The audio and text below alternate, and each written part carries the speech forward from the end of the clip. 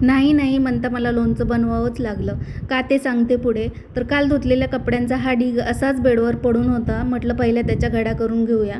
तर लोणच्याचं असं झालं की ह्यावर्षी माझ्या आजी सासू वारलेल्या आहेत, त्यामुळं आम्हाला घरी लोणचं, काळा मसाला म्हणा किंवा उन्हाळकाम असं काहीच घरी बनवता येत नाही. म्हणून ह्यावर्षी आम्हाला लोणचं काही बनवायचं नव्हतं. तर मी मस्त कपड्यांच्या घड्या घालून घेतल्या आणि कपाटात लावून दिल्या. लोणच्यासाठीच मी इकडं लसूण सोलायला घेतला होता.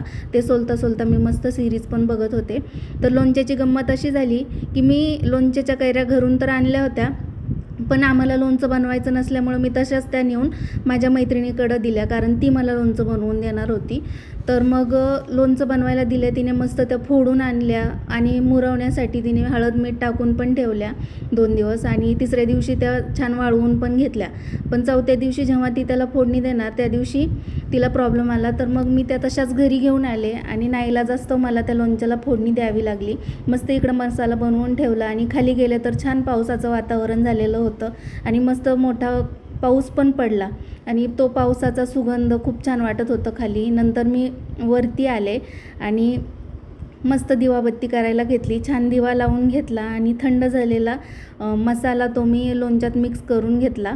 लोणचं एकदम छान तयार झालं आणि मस्त ह्या अशा वातावरणात चटपटीत खाण्याची इच्छा होते, म्हणून मी ती लोणच्याच्या फोडीवरच भागून घेतली आणि मस्त ही सिरीज पण बघून संपवली. बाय.